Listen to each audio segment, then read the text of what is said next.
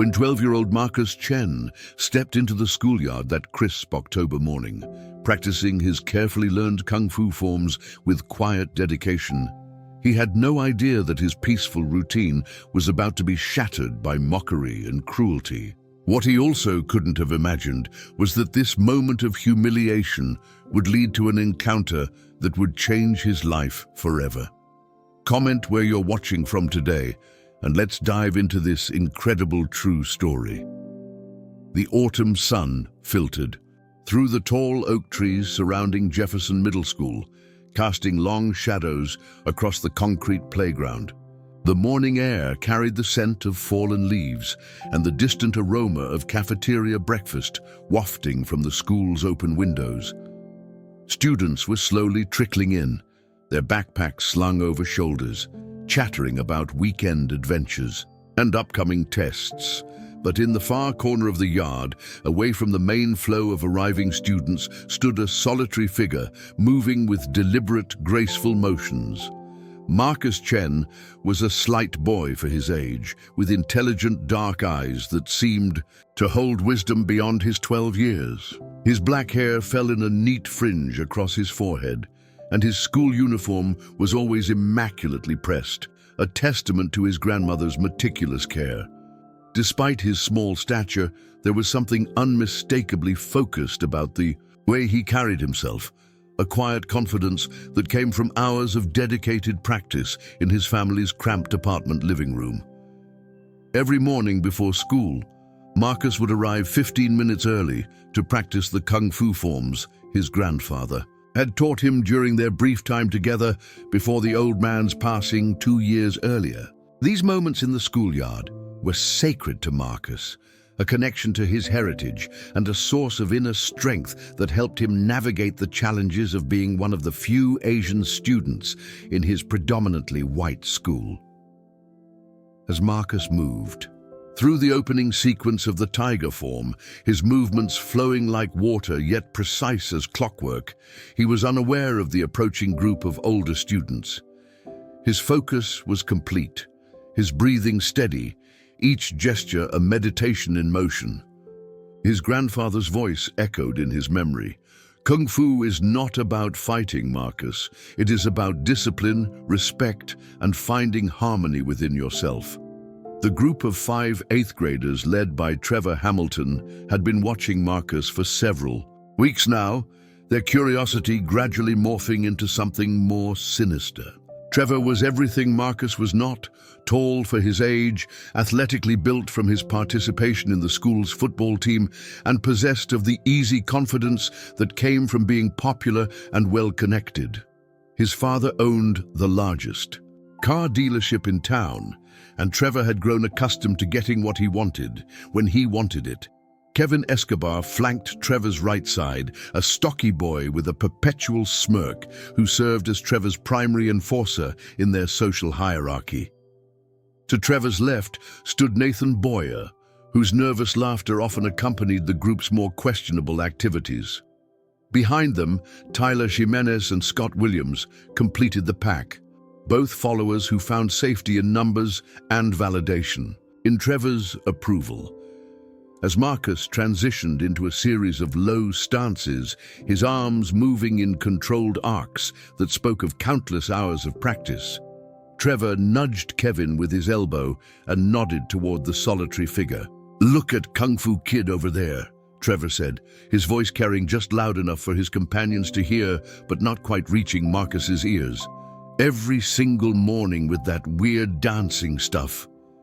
Kevin snickered, his eyes narrowing as he watched Marcus execute a particularly complex sequence that involved a spinning kick followed by a graceful landing.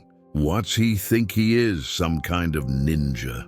The derision in Kevin's voice was unmistakable, tinged with the particular cruelty that adolescents sometimes display toward anything they don't understand. Nathan Boyer, ever eager to please the group's leaders, chimed in with his characteristic nervous giggle. "My dad says all that martial arts stuff is just for show. Real fighting doesn't look like that." Nathan's comment revealed his own insecurity more than any genuine knowledge about martial arts, but it served its purpose of earning approving. Nods from Trevor and Kevin.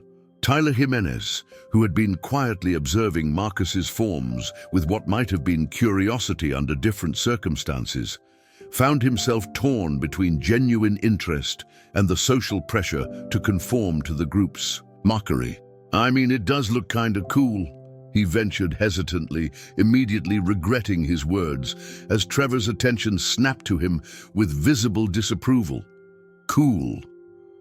Trevor's voice carried a sharp edge that made Tyler shrink back slightly. "It looks ridiculous, like he's playing pretend or something. This isn't some kung fu movie." Trevor's dismissal carried the weight of his social authority, effectively shutting down any dissenting opinions within the group. Scott Williams, the quietest member of their circle, remained silent, but felt an uncomfortable churning in his stomach. Something about the way Marcus moved reminded him of the martial arts classes his younger sister attended, and he remembered how proud she was of her achievements there. But surrounded by the others, Scott found himself unable to voice any defense of Marcus's obvious skill and dedication. As the group drew closer to Marcus's practice area, their voices began to carry more clearly across the morning air. Marcus, still deep in concentration, was transitioning into the more advanced portions of his form when Trevor called out in a voice dripping with mock enthusiasm, "Hey everybody, check out Bruce Lee over here." The sound of Trevor's voice cut through Marcus's concentration like a blade. The peaceful bubble of focus that surrounded his morning practice suddenly burst, and he became acutely aware of the approaching group and the attention they were drawing from other students scattered around the schoolyard. Marcus completed his current movement but felt his rhythm falter as anxiety began to creep into his chest. Kevin picked up on Trevor's lead immediately, raising his voice to ensure maximum audience participation. "Yeah, show us some of those awesome moves, Kung Fu Master." His words were accompanied by exaggerated gestures that bore no resemblance to actual martial arts, but were clearly intended to mock Marcus's careful, precise movements. Other students in the schoolyard began to take notice of the commotion. Amanda Kim, a 7th grader who often watched Marcus's morning practice with quiet admiration, felt her heart sink as she recognized the tone in the older boys' voices. She had seen this kind of thing before, and it never ended well for the target of their attention. Daniel Russell, who was walking toward the school building with his friend Matthew Jones, paused when he heard the mocking calls. "Should we do something?" Daniel whispered to Matthew, but both boys were younger and smaller than Trevor's group, and the implicit threat of becoming targets themselves kept them rooted in place. Marcus tried to ignore the jeers and continue with his practice, but the peaceful state of mind that was essential to proper form execution had been thoroughly shattered. His movements became stilted and self-conscious as he felt the weight of multiple gazes upon him. The morning ritual that had always been a source of strength and connection to his grandfather's memory was being transformed into a source of humiliation. Trevor, sensing Marcus's discomfort and emboldened by the attention they were attracting, stepped closer and began to mimic Marcus's movements in an exaggerated, clumsy manner. "Is this how you do it?" Trevor called out, flailing his arms in a grotesque parody of the graceful techniques Marcus had been practicing. "Am I doing it right?" "Master!" The laughter that erupted from Trevor's followers was like salt in a wound for Marcus. Each mocking gesture, each burst of derisive laughter felt like a betrayal of everything his grandfather had taught him about the dignity and respect inherent in martial arts. Marcus's face flushed with embarrassment and anger, but his grandfather's teachings about self-control and avoiding confrontation warred with his natural desire to defend himself and his heritage. Nathan Boyer, encouraged by the positive response to Trevor's performance, decided to add his own contribution to the mockery. He began making exaggerated sound effects, shouting "Hi-ya" and "Wah" in a high-pitched voice that bore no resemblance to any actual martial arts vocalizations, but matched Hollywood stereotypes perfectly. The circle of observers was growing larger as more students stopped to watch the spectacle. Some laughed along with Trevor's group, caught up in the mob mentality that often governs adolescent social dynamics. Others watched with uncomfortable expressions, recognizing the cruelty of what was happening, but lacking the courage or social standing to intervene. Jessica Williamson, an 8th grader known for her kindness and academic achievement, felt sick to her stomach as she watched the scene unfold. She had always respected Marcus for his quiet dignity and dedication, and seeing him subjected to such public humiliation made her angry. But Jessica also understood the social risks involved in standing up to Trevor's group, especially as a girl challenging male aggression. Marcus finally stopped his practice entirely, his hands trembling slightly as he stood in the center of what had become an impromptu arena of mockery. The forms that had always flowed so naturally from his body now felt foreign and awkward under the weight of hostile scrutiny. He looked around at the faces surrounding him, some laughing, some uncomfortable, but none offering support or understanding. Trevor, sensing victory in Marcus's stillness, decided to press his advantage further. "What's wrong, Kung Fu boy? Not going to show us any of those deadly moves?" His voice carried across the schoolyard, ensuring that even students who hadn't been paying attention were now aware of the confrontation. Kevin Escobar stepped up beside Trevor, his bulk making him appear even more intimidating next to Marcus's. "Slight frame. Yeah, I thought you were supposed to be some kind of fighter. My uncle was in the army, and he says real fighting isn't anything like that dancing stuff you do." The mention of real fighting made Marcus's stomach clench with anxiety. Despite his training, he had never been in an actual fight, and his grandfather's emphasis on using kung fu only for self-defense and never for aggression had left him uncertain about how to respond to this kind of provocation. The philosophical teachings about inner strength and harmony seemed inadequate in the face of such direct confrontation.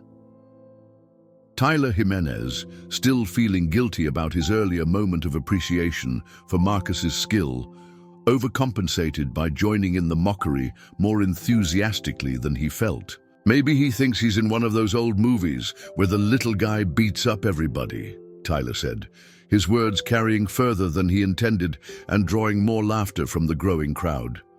The bell, signaling the start of the school day, was still 10 minutes away, which meant the torment could continue for what felt like an eternity to Marcus. He tried to gather his belongings and leave the area, but Trevor stepped into his path, not quite touching him, but making it clear that Marcus wasn't free to simply walk away from the situation. "Hold on there, Bruce," Trevor said, his voice taking on a more aggressive tone as he sensed Marcus's desire to escape. "We're just trying to learn about your art. Isn't that what you call it? Don't be rude to your audience." The word audience stung Marcus particularly deeply because it reduced his sincere practice of his grandfather's teachings to a mere performance for others' entertainment.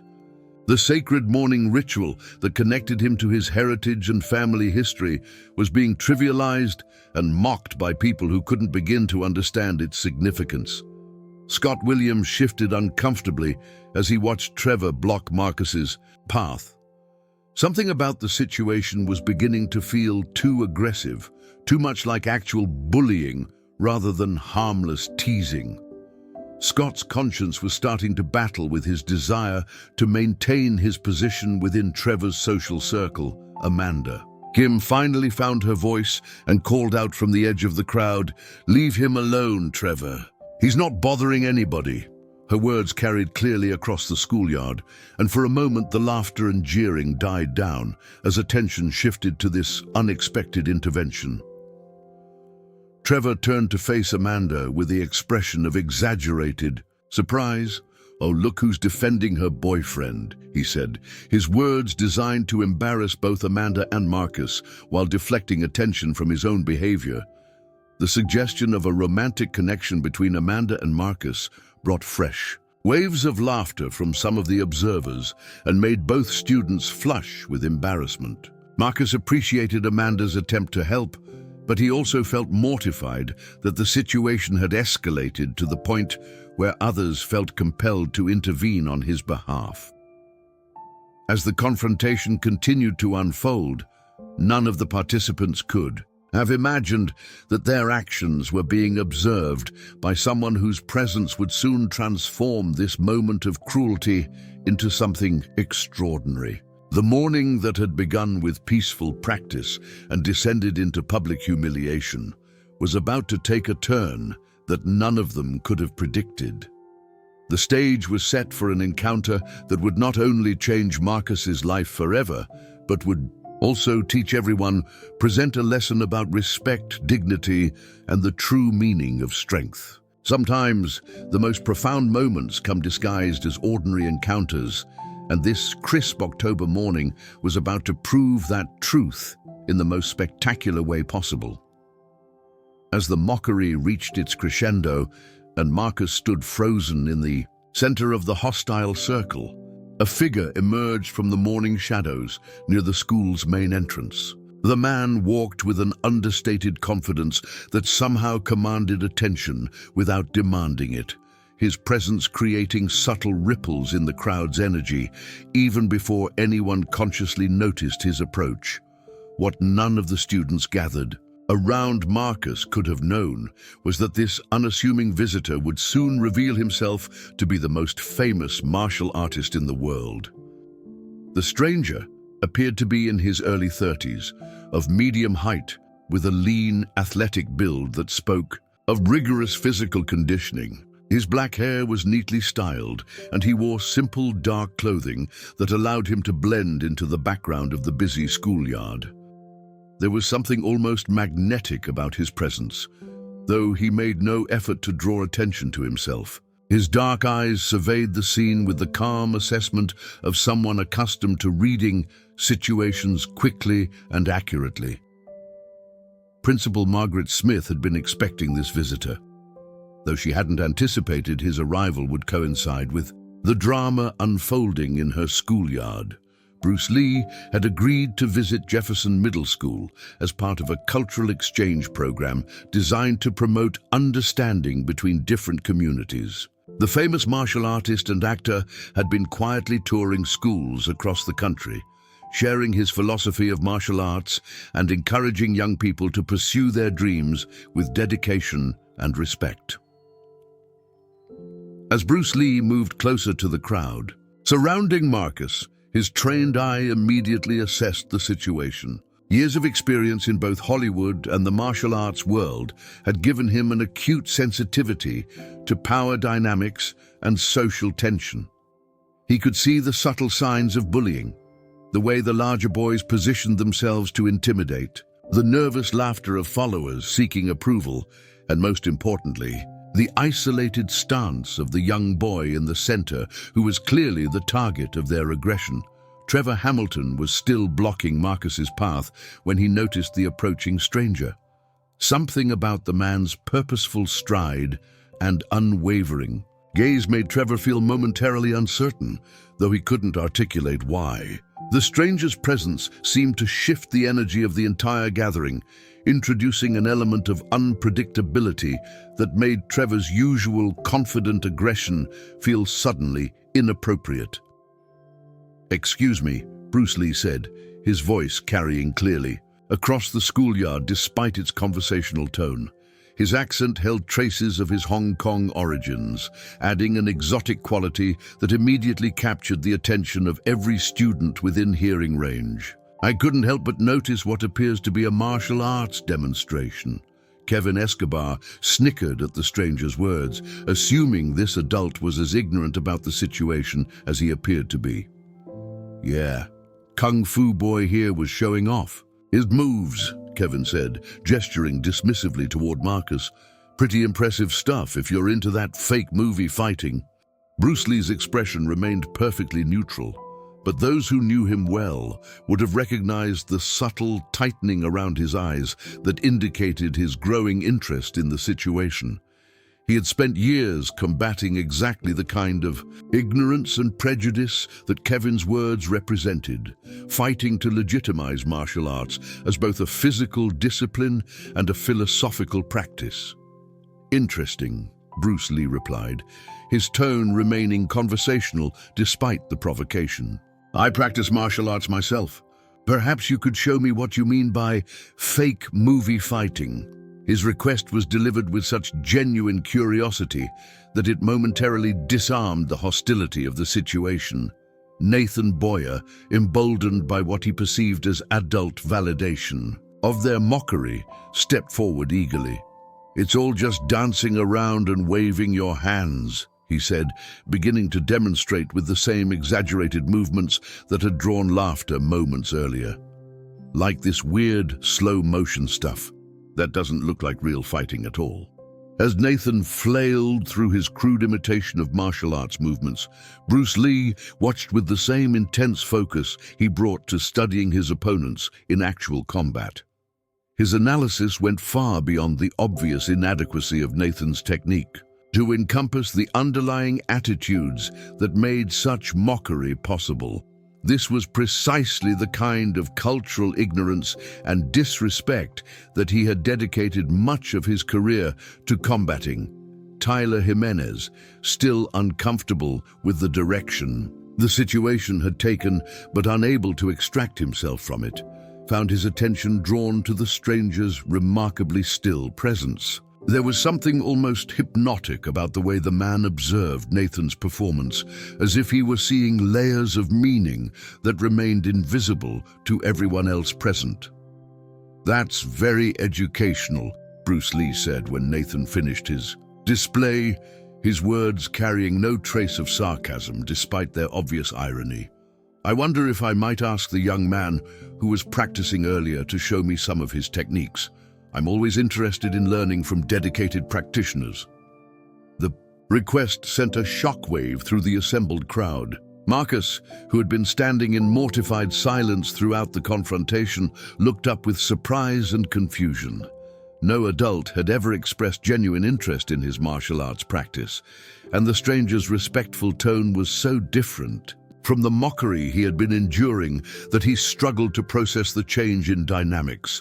Trevor Hamilton felt his control of the situation slipping away as attention shifted from his orchestrated humiliation of Marcus to this unexpected adult intervention. "Look, mister, we were just having some fun," Trevor said, his voice carrying a defensive edge that revealed his growing uncertainty about how to handle this development. "Of course," Bruce Lee replied with a slight smile that didn't quite reach his eyes. "Learning is always fun. I'd simply like to observe some authentic martial arts technique if the young practitioner is willing to share his knowledge." The word authentic hung in the air like a challenge, though Bruce Lee's tone remained perfectly polite. Marcus felt a flutter of hope mixed with anxiety as he realized that this stranger seemed to understand the difference between genuine martial arts and the crude parodies that had been mocking his practice. Amanda Kim, who had been watching the exchange with growing fascination, found herself studying the stranger more carefully. There was something familiar about his features, though she couldn't quite place where she might have seen him before. His calm confidence and obvious knowledge of martial arts suggested that he was far more than just a casual observer. Scott Williams had been growing increasingly uncomfortable with his group's behavior, and the stranger's arrival provided him with an excuse to step back from the confrontation. Something about the man's presence made Scott feel ashamed of his participation in the mockery, though he couldn't articulate exactly why. Marcus looked around at the faces surrounding him, some still hostile, others curious, but now including one that seemed genuinely respectful and interested.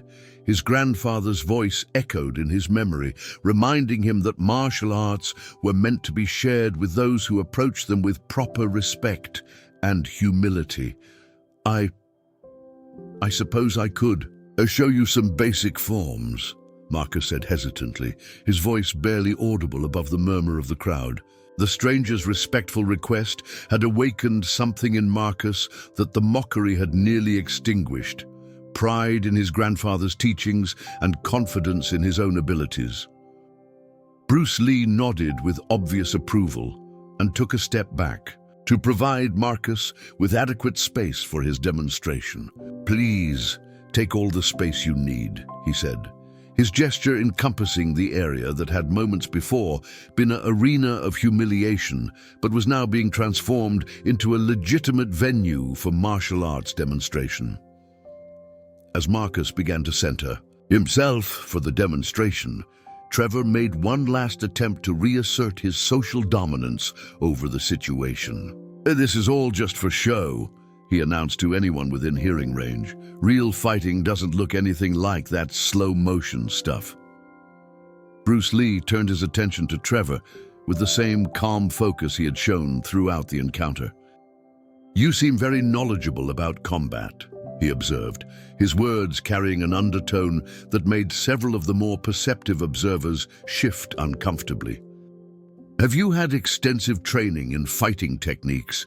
Trevor felt a flush of pride at what he interpreted as recognition of his expertise. "My dad was in the military," he said, puffing up his chest slightly. "He taught me that all this kung fu stuff is just Hollywood nonsense. Real fighting is about being tough and hitting hard." "I see," Bruce Lee replied thoughtfully. "So you believe that size and aggression are the most important factors in combat effectiveness?" His statement was delivered as an observation rather than a question, but it carried implications that made some of the older students in the crowd exchange uncertain glances. Kevin Escobar, sensing an opportunity to support his leader, jumped into the conversation with characteristic bluntness. "Exactly. All that fancy dancing doesn't matter when someone bigger and stronger comes at you for real." Bruce Lee's slight smile grew marginally wider, though his eyes remained serious. "That's a fascinating perspective," he said. "I found that many people share that belief, particularly those who haven't had extensive experience with trained martial artists. The qualifier trained martial artists seemed to hang in the air with particular weight, as if the stranger was drawing a distinction that went beyond casual familiarity with fighting techniques. Several students in the crowd began to sense that there were layers to this conversation that they weren't fully grasping. Marcus, meanwhile, had begun to move through one of his fundamental forms, his movements gradually regaining their natural flow, as he focused on the respectful attention of his unexpected audience of one, rather than the hostile mockery of the larger crowd. Each technique was executed with the precision and control that hours of dedicated practice had developed, and the contrast between his genuine skill and the crude parodies that had preceded it became increasingly obvious. Daniel Russell, who had been watching from the periphery of the crowd, found himself genuinely impressed by Marcus's demonstration. "He's actually really good," Daniel whispered to his friend Matthew Jones, loud enough for several nearby students to hear. The comment created another subtle shift in the crowd's energy as more students began to actually observe Marcus's technique, rather than simply participating in the social dynamic of mockery. Jennifer Cox, a 7th grader known for her fairness and integrity, found herself reconsidering her previous indifference to Marcus's morning practice routine. As Marcus transitioned into a more advanced sequence that included several kicks and strikes, Bruce Lee's attention intensified noticeably. His trained eye could see not only the technical competence of Marcus's execution, but also the underlying philosophy that guided the movements. This was clearly a student who had been taught by someone with genuine understanding of martial arts principles. "Excellent form," Bruce Lee commented when Marcus completed the sequence. "Your instructor must be very skilled. The precision of your technique suggests years of dedicated training." Marcus felt a surge of pride at the stranger's praise, the first positive feedback about his martial arts practice that he had received from anyone outside his family. "My grandfather taught me before he passed away," Marcus replied, his voice gaining strength as he spoke about his beloved mentor. "I'm honored to witness the continuation of his teachings," Bruce Lee said with obvious sincerity. Traditional martial arts knowledge is precious, and it requires dedicated students like yourself to preserve it for future generations. The respectful exchange between Marcus and the stranger was creating an increasingly awkward situation for Trevor and his followers. Their mockery and dismissal of Marcus's practice was being implicitly challenged by an adult who clearly possessed extensive knowledge of martial arts and was treating Marcus with the kind of respect they had been denying him. Kyle Murphy, who had arrived late to the gathering and missed the initial confrontation, found himself confused by the tension he sensed in the crowd. "What's going on?" he whispered to Tracy Kirk, who had been watching the entire sequence of events with growing fascination. "Some new guy is watching Marcus do kung fu," Tracy whispered back, though her summary hardly captured the complexity of what was actually unfolding in the schoolyard that morning. Bruce Lee turned his attention back to Trevor's group, his expression remaining friendly despite the underlying challenge in his words. "I'm curious about your earlier assertion that martial arts training is ineffective in real combat situations. Have you had opportunities to test that theory against trained practitioners?" The question created a moment of uncomfortable silence, as Trevor realized that his casual dismissal of martial arts was being subjected to more serious scrutiny than he had anticipated. The stranger's calm confidence and obvious expertise were beginning to make Trevor's earlier bravado seem foolish and uninformed. Nathan Boyer, sensing the shift in momentum, attempted to deflect attention from Trevor's growing discomfort. "Well, nobody around here does real martial arts anyway," he said, his nervous laughter returning as he struggled to maintain the group's position of superiority. "Is that so?" Bruce Lee replied, his tone carrying a hint of amusement that made several students exchange puzzled glances. "That's unfortunate, because I think you might find authentic martial arts quite different from your expectations." The stranger's words seemed to carry implications that went beyond casual conversation, as if he were privy to information that the students lacked. Amanda Kim found herself studying his features more intently, certain that she had seen him somewhere before, but still unable to place him in her memory. As the confrontation continued to evolve, none of the participants could have predicted how dramatically the situation was about to change. The morning that had begun with peaceful practice and descended into cruel mockery was building toward a revelation that would challenge every assumption the students had made about martial arts, respect, and the true nature of strength. The tension in the schoolyard continued to build as Bruce Lee's questions began to expose the shallow foundations of Trevor's aggressive confidence. What had started as a simple case of bullying was evolving into something far more complex, a clash between ignorance and wisdom, between superficial bravado and genuine understanding. The students gathered around were beginning to sense that they were witnessing something extraordinary, though none of them could yet grasp the full magnitude of what was about to unfold. Bruce Lee maintained his composed demeanor as he addressed Trevor's increasingly defensive responses. "I find it interesting," he said, his voice carrying across the schoolyard with crystalline clarity, "that you're so certain about the limitations of martial arts without having studied them seriously. Tell me, what do you think separates effective fighting techniques from ineffective ones?" Trevor felt the weight of the stranger's question and the expectant gazes of his classmates. His earlier confidence was beginning to crack under the pressure of having to defend his position with actual reasoning rather than mere assertion.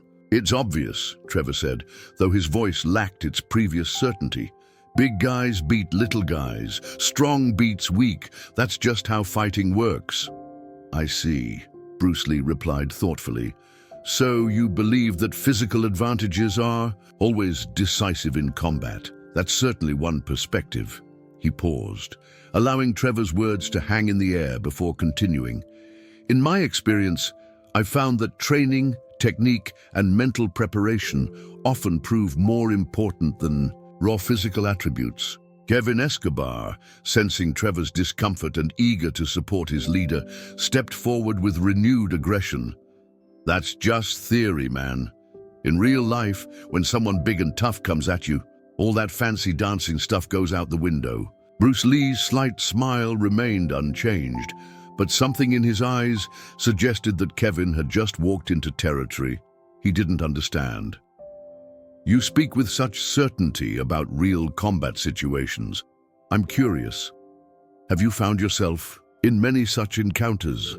The question highlighted the obvious truth that Kevin, like most of his classmates, had no actual experience with serious physical confrontation beyond the occasional schoolyard scuffle.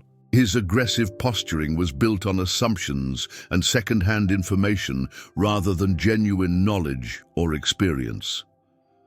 Marcus, meanwhile, had been quietly observing the exchange with growing fascination.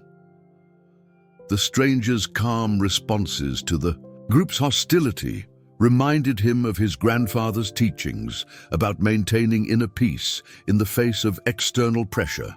There was something almost hypnotic about the way the man could deflect aggression with simple questions and observations. Nathan Boyer, feeling increasingly uncomfortable with the direction of the conversation, attempted to redirect attention back to safer ground. Look, we're not trying to start anything. We were just having some fun with Marcus and his morning show. His morning show, Bruce Lee repeated, his tone suggesting that he found the phrase particularly significant. So you view his dedicated practice of traditional martial arts as entertainment for your amusement? The way Bruce Lee phrased the question made Nathan's words sound cruel and disrespectful in a way that his original casual dismissal had not.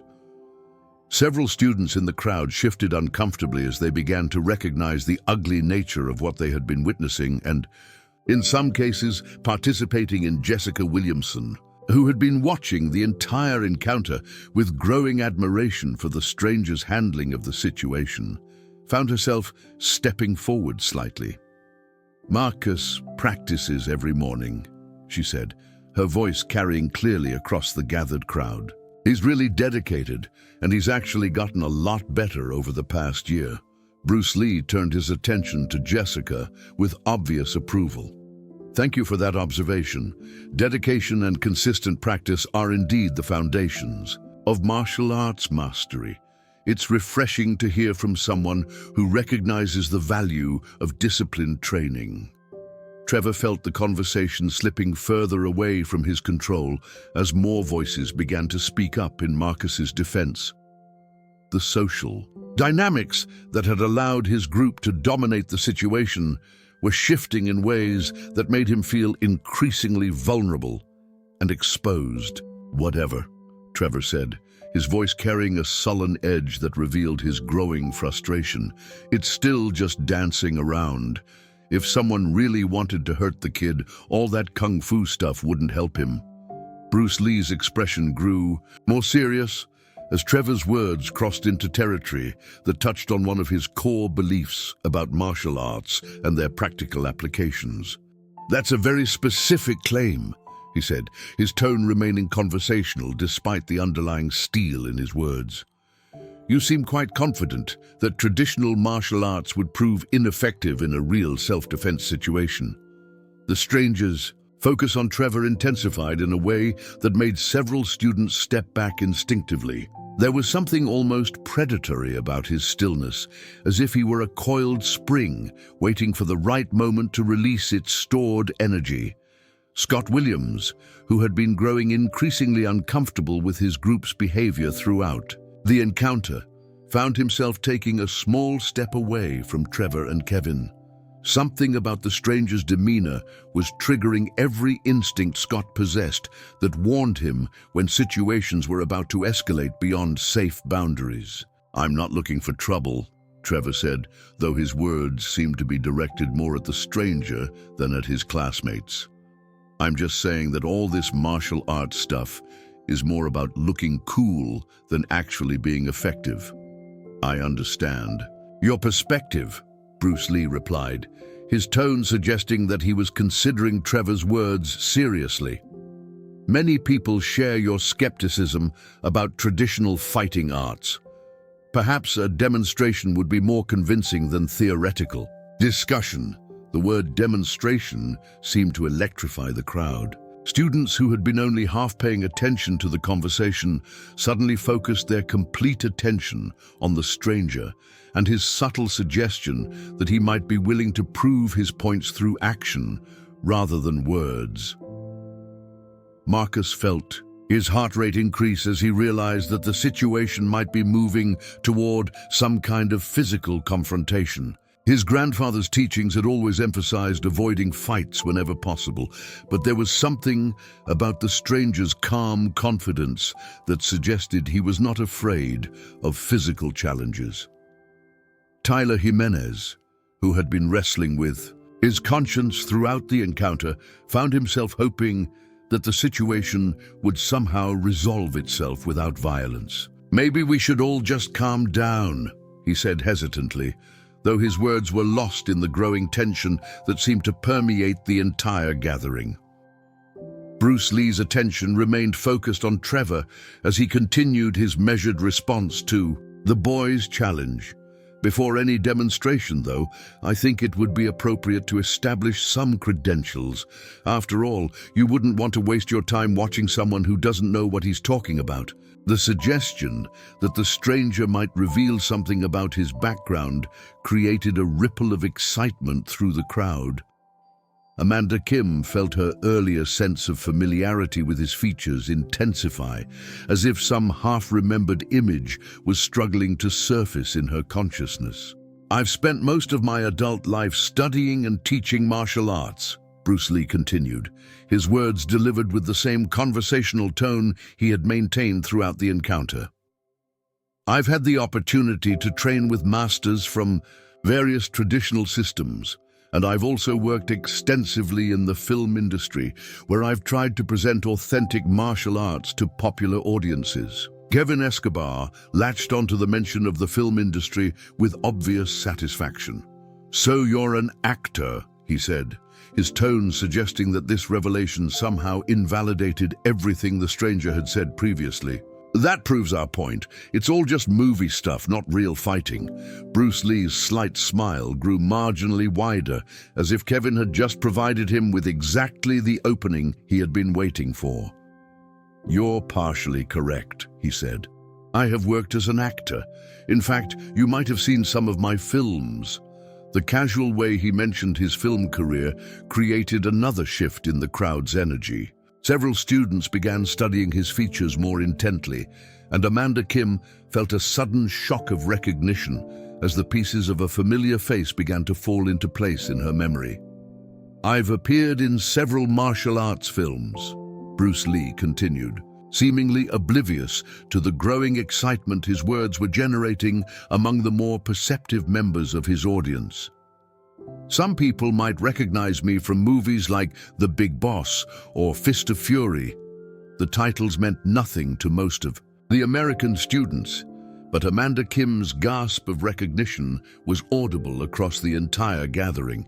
"Oh my God," she whispered, her hand flying to cover her mouth as the full realization of the stranger's identity hit her like a lightning bolt.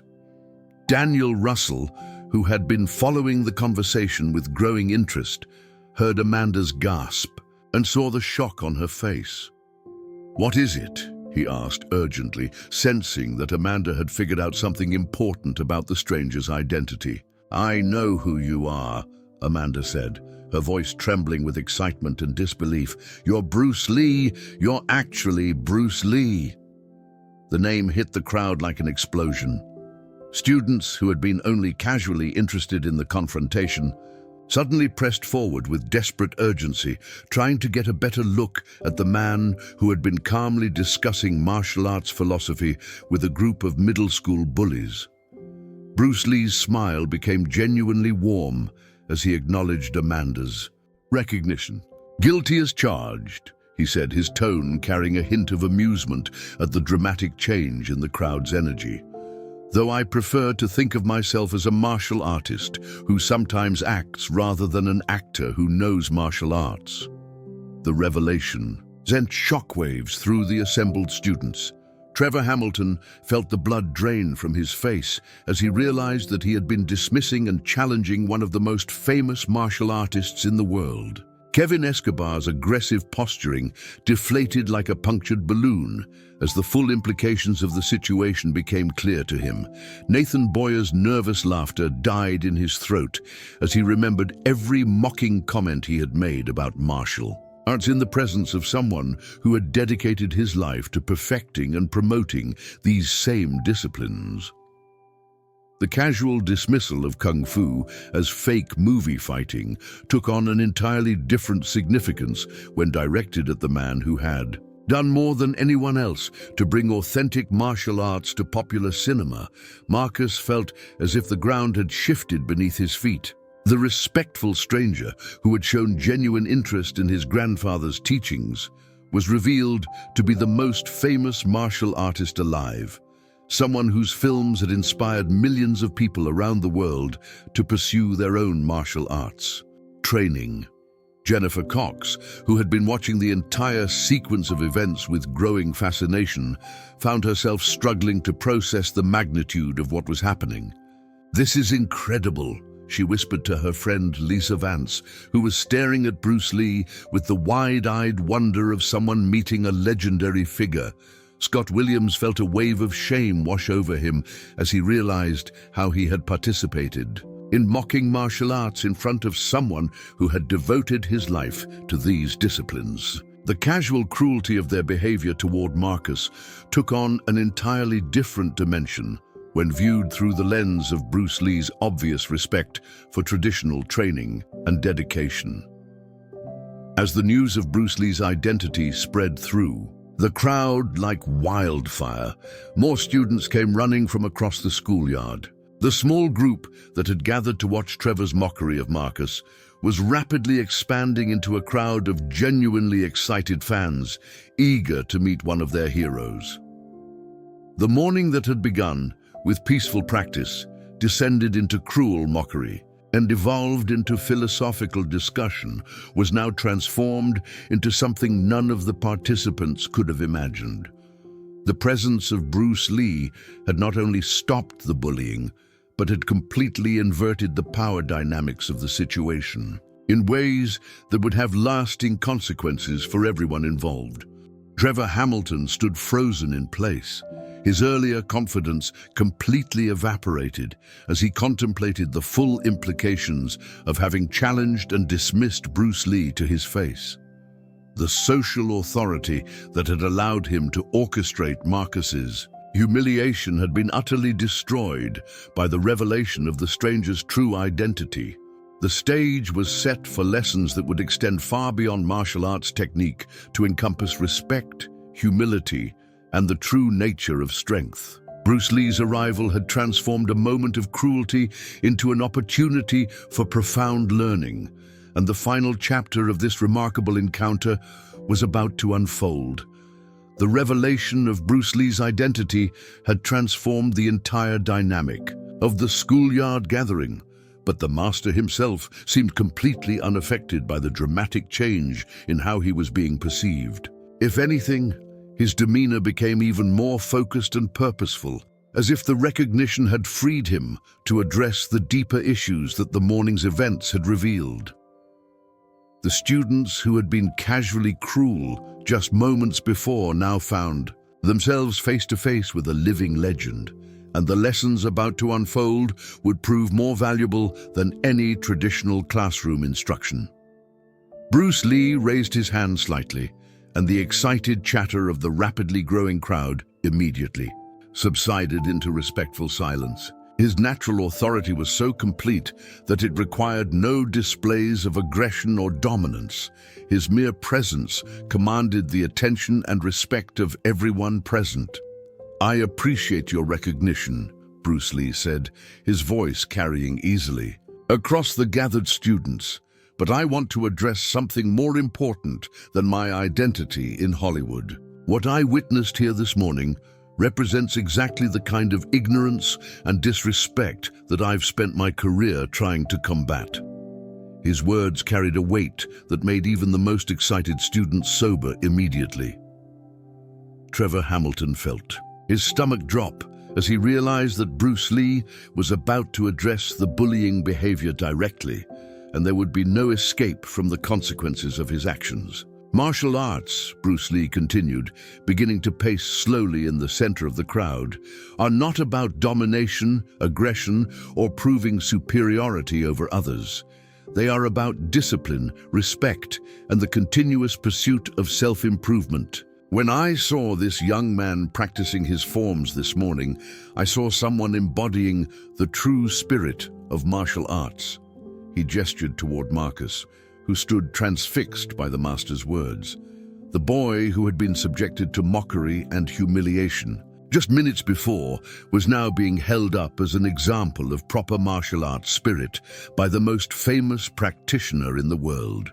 The dedication I observed in his practice, the precision of his techniques, and the respect he shows for his grandfather's teachings. These are the qualities that define a true martial artist, Bruce Lee said, his words carrying across the schoolyard with crystalline clarity. The size of his body, his age, or his apparent physical strength are irrelevant compared to the discipline and commitment he demonstrates. Kevin Escobar felt his face burn with shame as he realized how completely wrong his assessment of Marcus had been. The casual dismissal of Kung Fu as ineffective dancing now seemed not just ignorant, but deeply disrespectful in the presence of someone who had proven the effectiveness of these techniques on screens around the world. Bruce Lee's attention turned to Trevor's group, with the focused intensity of a master teacher addressing students who needed correction.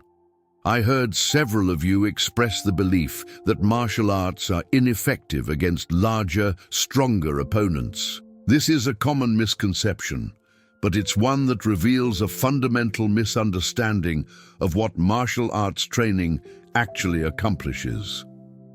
Nathan Boyer wished he could disappear into the ground as he remembered his exaggerated mockery of martial arts sounds and movements.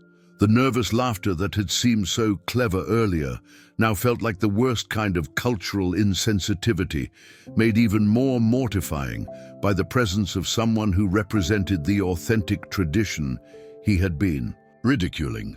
Traditional martial arts, Bruce Lee explained, his tone taking on the quality of a master instructor sharing profound wisdom with devoted students, are not about matching strength with strength or size with size.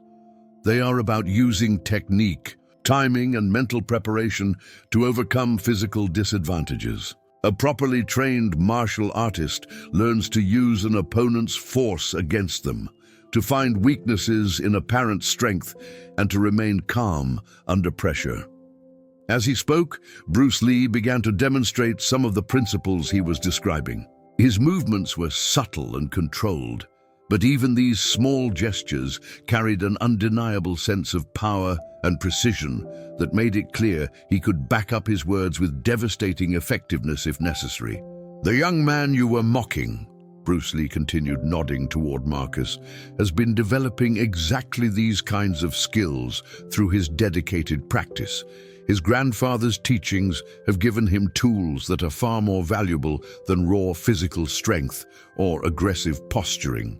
Marcus felt tears welling up in his eyes as he heard his grandfather's teachings validated and praised by someone he had watched on movie screens with awe and admiration. The morning's humiliation was being transformed into something beautiful and meaningful by Bruce Lee's words. Jessica Williamson found herself nodding in agreement with Bruce Lee's assessment of Marcus's dedication. She had watched his morning practice routines for months without fully appreciating the discipline and commitment they represented, but the master's words were helping her see familiar activities in an entirely new light. I want to address another misconception I heard expressed this morning, Bruce Lee said, his gaze settling on Trevor with uncomfortable intensity. The belief that martial arts are just for show, that they have no practical application in real situations. This kind of thinking reveals a dangerous ignorance about the realities of self-defense and personal protection. Trevor felt as if Bruce Lee's words were stripping away every false assumption and bit of borrowed confidence he had built his aggressive personality upon. The casual dismissal of martial arts that had seemed so sophisticated and worldly just minutes before now revealed itself as ignorant posturing in the face of genuine expertise. Authentic martial arts training, Bruce Lee continued, develops not just physical techniques, but mental discipline, emotional control, and the wisdom to avoid unnecessary confrontations. A true martial artist seeks to resolve conflicts peacefully, whenever possible, but when self-defense becomes necessary, their training provides them with options that untrained individuals simply do not possess. He paused in his pacing and turned to address the crowd more directly. I've spent years training with some of the most skilled fighters in the world, and I've learned that the most dangerous opponents are often those who appear least threatening. Size and aggression are poor substitutes for genuine skill and preparation. Amanda? Kim felt a thrill of excitement as she realized she was receiving a personal martial arts lesson from Bruce Lee himself. The philosophical insights he was sharing were exactly the kind of wisdom she had hoped to encounter in his films, but experiencing them in person gave them a weight and immediacy that no movie could provide. Scott Williams found himself thinking about his earlier participation in the mockery with growing regret. Bruce Lee's words were making it clear that he and his friends had been attacking something they didn't understand, and their ignorance had led them to hurt someone who deserved respect rather than ridicule. Now, Bruce Lee said, his tone shifting slightly as he prepared to address the more practical aspects of his lesson, I think it would be educational to provide a small demonstration of what properly applied martial arts techniques can accomplish. The suggestion of a demonstration sent an electric current of excitement through the crowd. Students pressed forward eagerly, hoping to witness Bruce Lee's legendary skills firsthand, though none of them could predict exactly what form his demonstration would take. I need a volunteer, Bruce Lee announced, his eyes scanning the crowd. With obvious intention, someone who believes that size and strength are more important than technique and training. Trevor Hamilton felt every pair of eyes in the crowd turned toward him, and he knew with sinking certainty that Bruce Lee was going to call on him to participate in whatever demonstration he had planned. The prospect of facing the master's skills directly was terrifying, but refusing would be even more humiliating than accepting. You, Bruce Lee said, pointing directly at Trevor with a slight smile that seemed more amused than threatening, expressed strong opinions about the ineffectiveness of martial arts against larger opponents. Would you be willing to help me demonstrate some principles? Trevor's mouth went dry as he realized he was being invited to essentially challenge Bruce Lee in front of the entire school.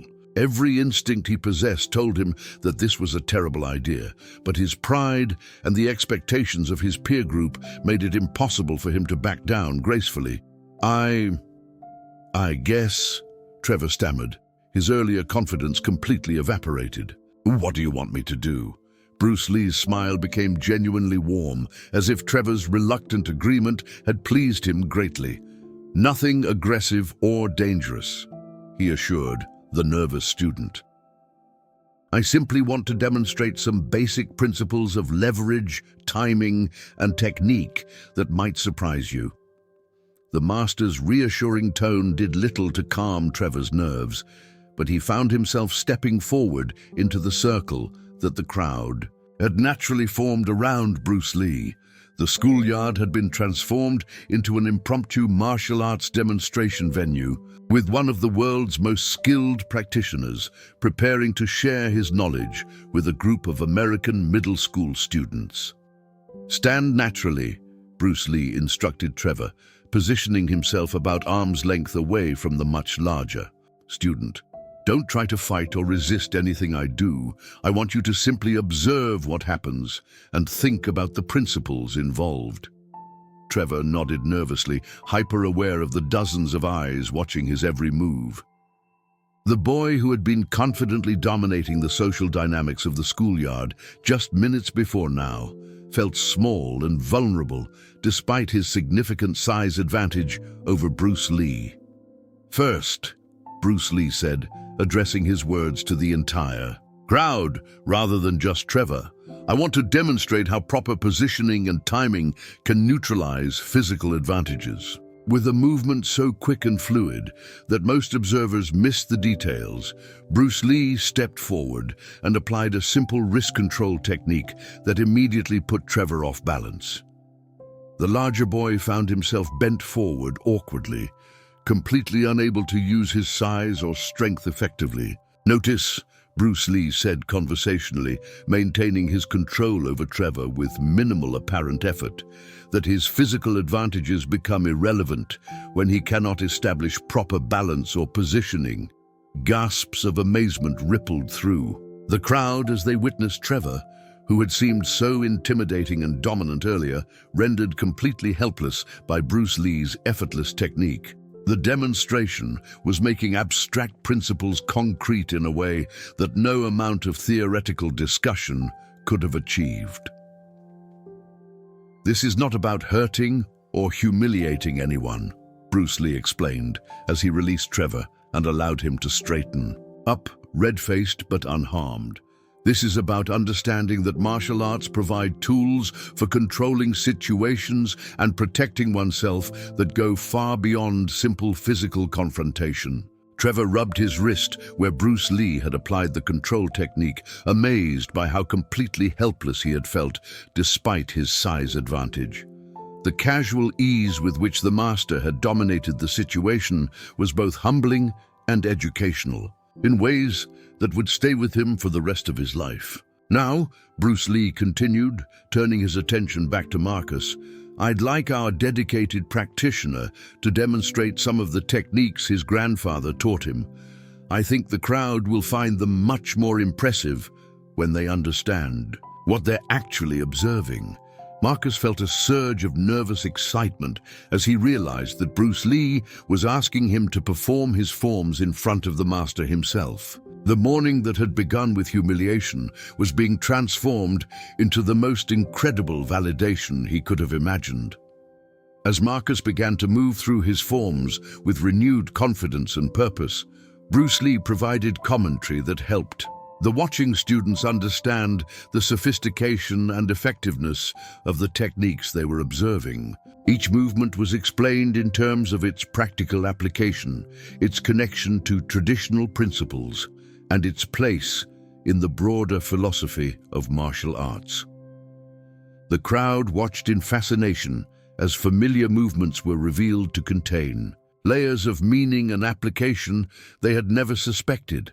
Marcus's morning practice, which had seemed merely repetitive and ritualistic to his classmates, was shown to be a complex system of physical and mental training that addressed every aspect of self-defense and personal development.